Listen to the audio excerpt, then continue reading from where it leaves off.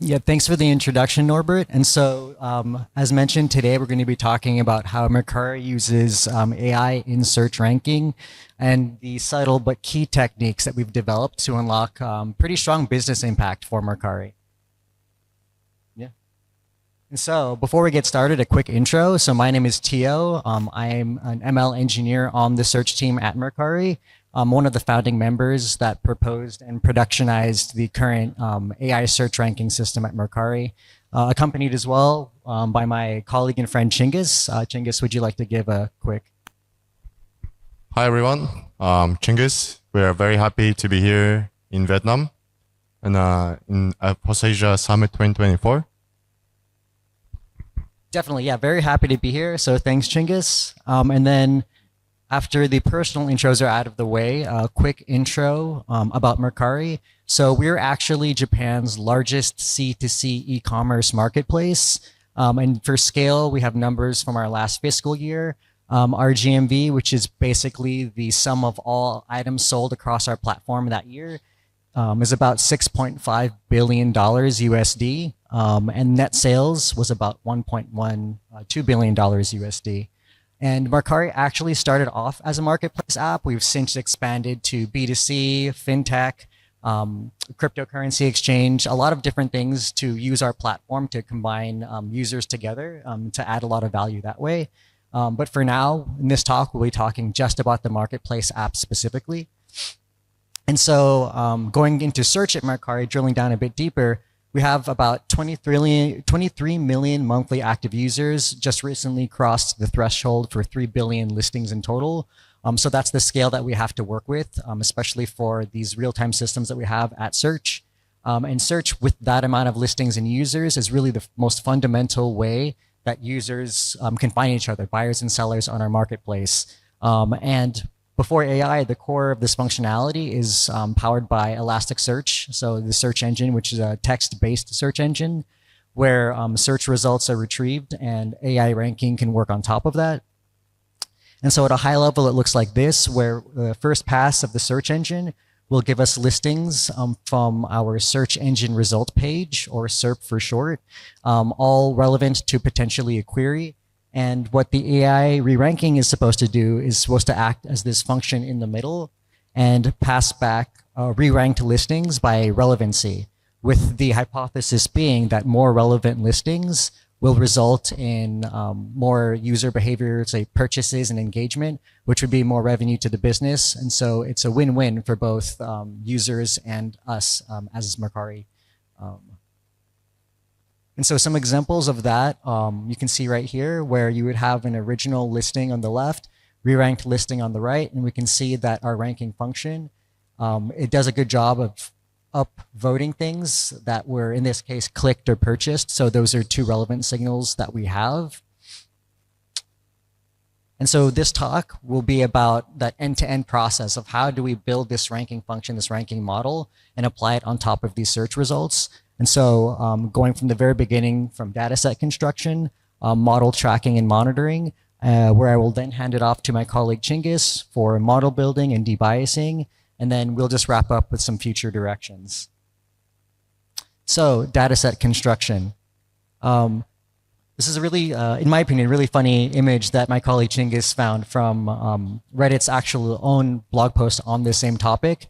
And so I don't know if only 5% of our time is spent training the model, but it feels very much like this, where a lot of the time is spent early on with offline evaluation and dataset construction, because there's a phrase in machine learning called garbage in, garbage out, where basically your model is generally only as good as the data you feed into it. So we spend most of our time here, even before the model building phase.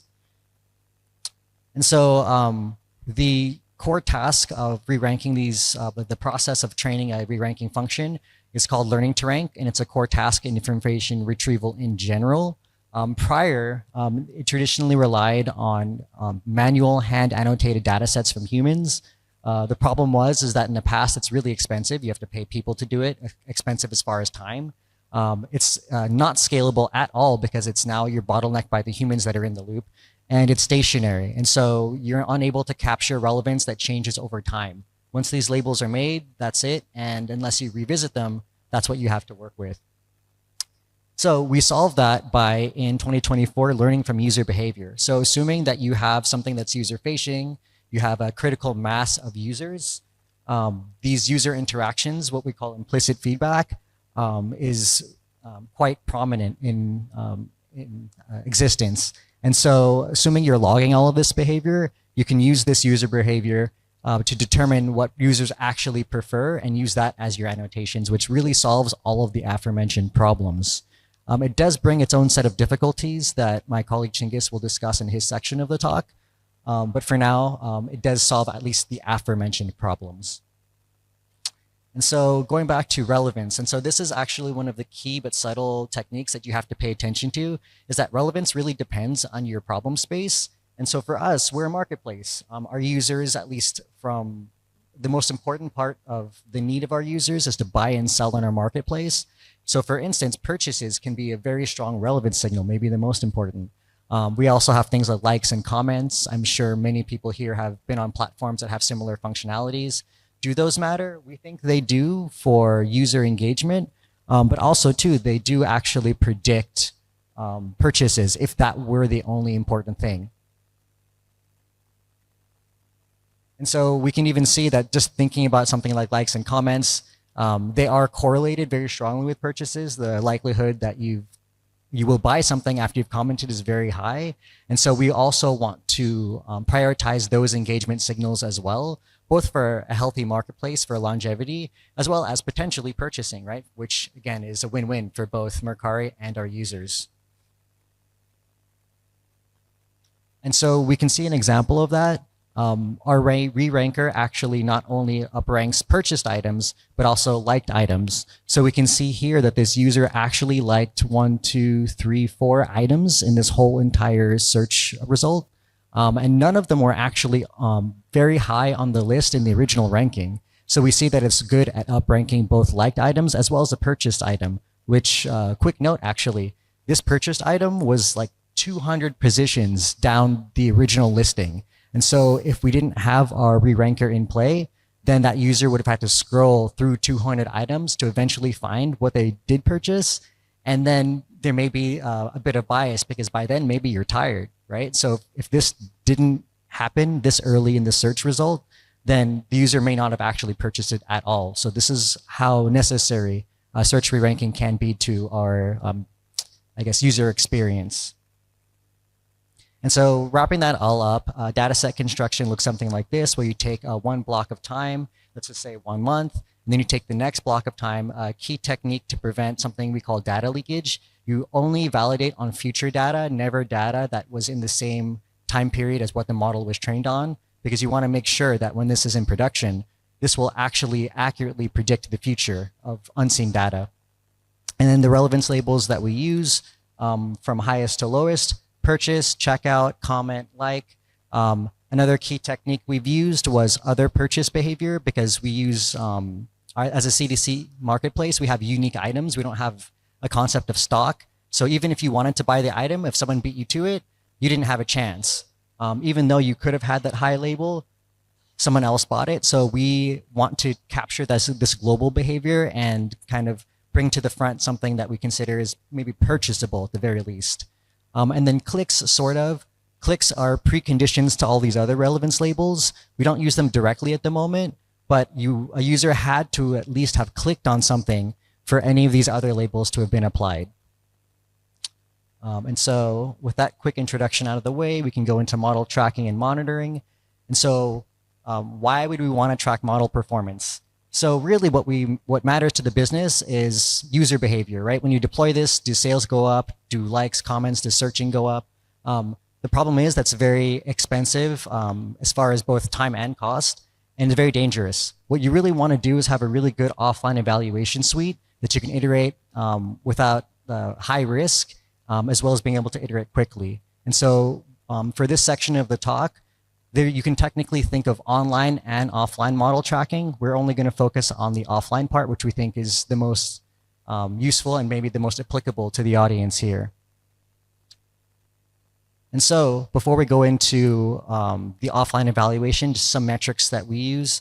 Information retrieval and learning to rank. A classic metric was reciprocal rank, which basically said, give me, if the first relevant document was high up in the list, that's a high score.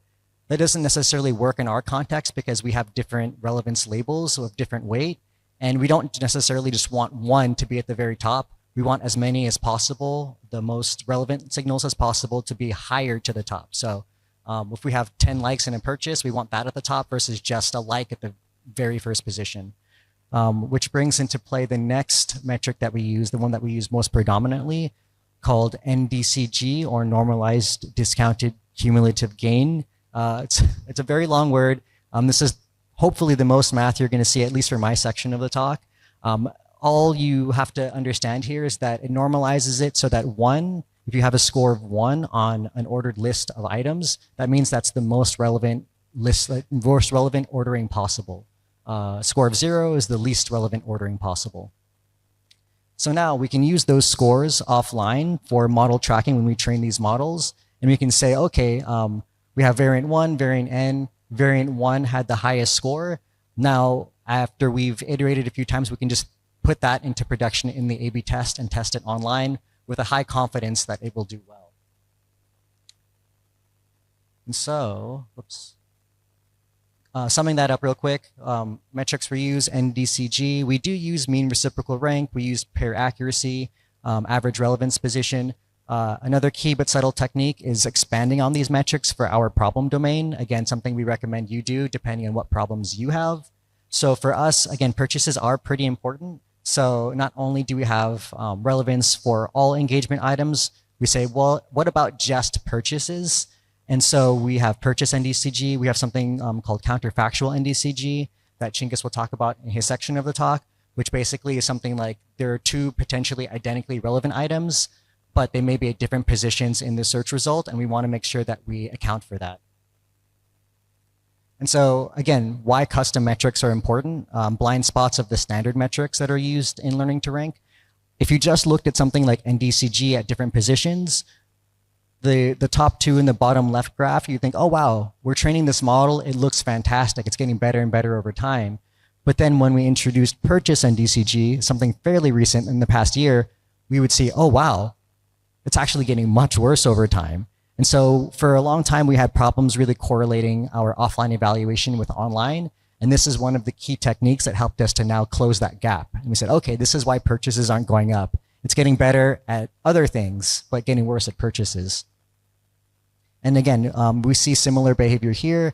Comparing 2 re-rankers, the pink you would think is actually doing worse on standard metrics. But when you look at purchase NDCG, it's doing much, much better. And so in this case, it would give us pause, and we might actually think of testing and releasing the pink re-ranker as opposed to the blue one. In addition to quantitative, we have qualitative metrics. So search relevance, there's a lot of manual steps for quality assurance. And so in training, it's the same thing. We visualize the reorderings of each epoch of model training to make sure that the model is actually doing a reasonable job at re-ranking as far as, I guess, humans were concerned.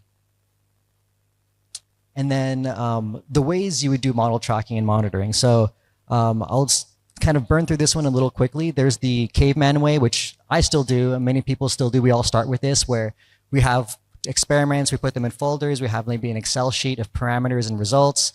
It's not very scalable past maybe a dozen models, and it's rough, it's really hard.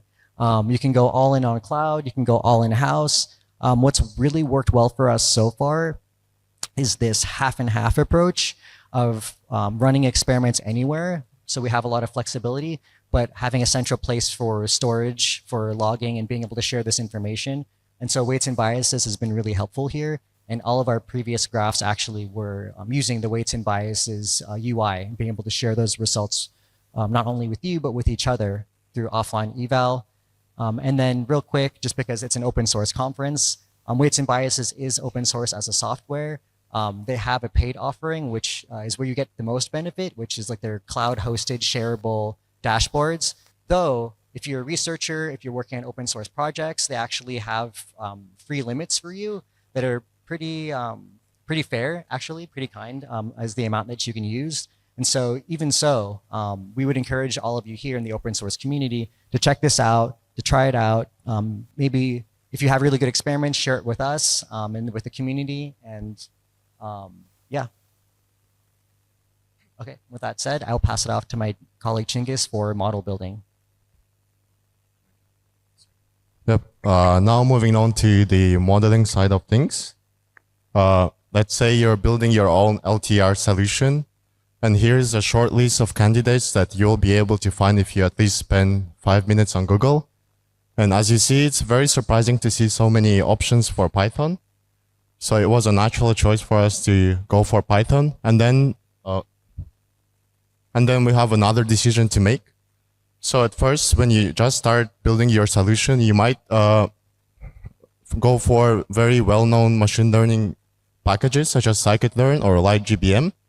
But then as time goes by, and if you're going in the right direction, you might start prioritizing richer LTR-specific capabilities. So in those kind of cases, you have other options that are based on some deep learning frameworks such as TensorFlow ranking, PyTorch, or JAX.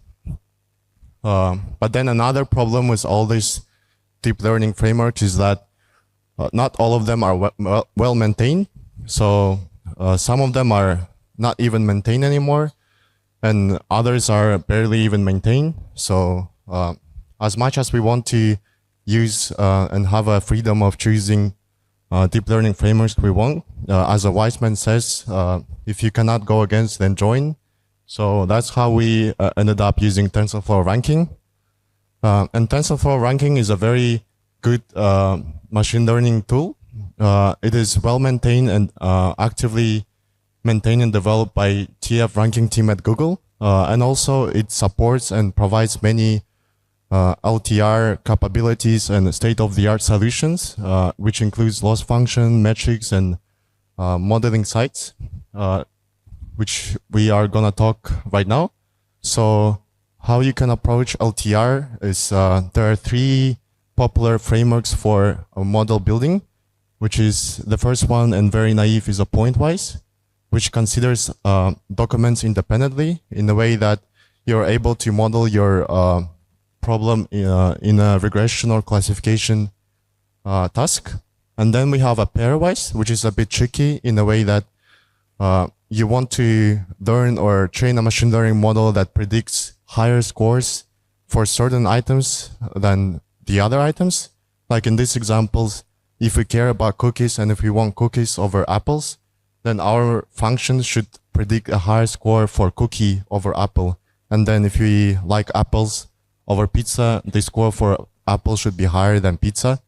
And then the last but not least, and what we kind of use is a listwise approach. So listwise is a bit more complicated in a way that it considers the whole context, and you can look at it as a sequence-to-sequence prediction, where you have a sequence as an input. In our case, it's a list of items that we have at Mercari, and then our machine learning model produces a list of scores, which we use as relevant scores. So for our machine learning solution, we have 2 types of features that we differentiate by referring to them as the context or document features. So as document features, as the name suggests, it describes the documents or the listings we have on Mercari, such as their prices, freshness, title, and etc. And then we have context features. The context features, as the name suggests, describes the context of a search result page. It might be some statistics we calculate within the search result page and some other features. So as we know, machine learning models are very sensitive to scale, and also, they're very sensitive to input data scale. So that's why we have to deal with data normalization and pre-processing and etc. So for since we are mainly Japanese marketplace, to pre-process text data, we use Micap, which is an open source tool to tokenize Japanese text. And then some very well-known techniques for data normalization is z-score normalization, and then log1p transformation for numeric features. And here's a brief overview of what our model looks like. It's nothing very complicated. It's a very light MLP for nowadays scales. And we have some pre-processing there, and after that we run inference. So now we are moving on to debiasing stuff, which is a very tricky and very complicated topic in artificial intelligence. So the problem with bias that we have on our marketplace, since as Teo said, we use implicit feedback to train our models. Implicit feedback meaning the user engagement in form of likes, clicks, and purchases. So the implicit feedback brings two main difficulties. First is noise. So clicks might happen very unexpectedly in a very random behavior. Like some person might like a picture of anime girl and then the user clicks on it, or maybe a person doesn't like a picture, but user is still curious about why it appeared on the search result page and still clicks on it. So this happens very random. That's why we assume it's a random behavior, and that's why it can be averaged out with a very substantial amount of data. However, there's another guy called bias, and bias is very tricky problem, since we assume that bias is a very systematic behavior, and there are all kinds of biases. For example, position bias, it tells us that the items that appear on the top of the search result page usually get more engagement, like more likes, more clicks, more comments. And that introduces bias in data. And then with the bias data, we have bias model as well. For this presentation, we're talking about position bias, since that's something we are currently focused on. So this is a very common approach for the position bias. So the probabilistic model you see here, it says that the probability of you clicking an item depends on two things: whether it's relevant to you, and also whether you're able to see it and also evaluate whether it's relevant to you as well. So when those two conditions are met, only then you're able to click on the item. So how do we estimate position bias? So the very naive way and very simple way to estimate position bias place is to randomly shuffle items for users and then see how they behave and how they engage with items. So you just log the clicks and then you observe how the click-through rate change for different items. For example, we see after shuffling, if we calculate click-through rates for the same document, we might observe that click-through rate change depending on the position of a document, or in other words, where the document appeared in your search result page, which is a very fair point, because if a document is very deep down in your search result page, you might be lazy to scroll down and find this document to be able to click on it. However, this approach is very expensive in a way that it also hurts user experience. If we just keep randomly shuffling documents, then our users will also be shocked because what they see is not what they expect. So that's why another approach is something called intervention harvesting. And it's a very convenient approach for many companies nowadays. Especially for those companies who run a lot of A/B tests. So the underlying hypothesis here is that the inherent randomness in machine learning model kind of imitate random shuffling during A/B tests, because during A/B tests you might be testing multiple machine learning models. So since you A/B test different machine learning models, there's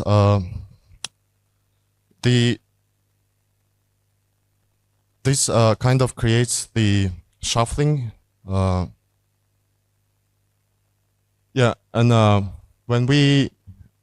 However, it's also very tricky to compute using the A/B test data, since the shuffling is not completely uniform. So you have to be very careful when you calculate click-through rates. Because also, as you see in this picture, not Actually, not all documents appear in all the position. Some documents might appear only in certain portion of position, and then some, so they get different treatments. However, if you are able to use that and accurately estimate position bias, this is something you might end up with. So this is what we have on our marketplace. So as you see here, this is kind of our layout on our marketplace. It's in a form of grid. We show 3 items per row, and we see that the listings that we have on top, they usually get much more engagement. People tend to comment and like much more. That's why they get much more engagement. And then after a few scrolls, we also notice that users generally try to engage with the central position as opposed to the right or left positions. Yeah, and as we told, this creates very biased data, and then we feed this biased data to the machine learning model, and then we get biased machine learning model, and the loop goes on and goes on. Yeah, so how we solve it? TensorFlow ranking allows us to use these estimated weights to apply in loss function. And then when we tried this approach, we observed that the performance on tail queries, which are least common queries in our marketplace, improved, but however, the model degraded on the head queries, which are the most popular queries in our marketplace. And the problem with the data and the traffic itself is that the majority traffic usually dictates all our metrics online and offline. That's why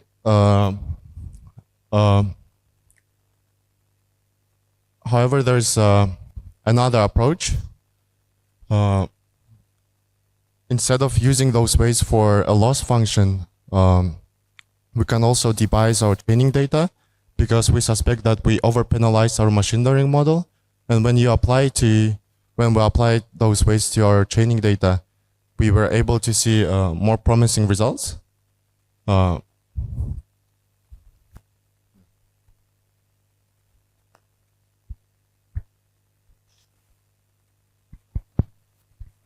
Thanks, Chingis. So for future direction, this is a little out of scope with the current talk, but it just tailwinded with the data or the debiasing section. So as Chingis mentioned, really paying attention to our data. We talked about in dataset construction phase, that takes a majority of our time.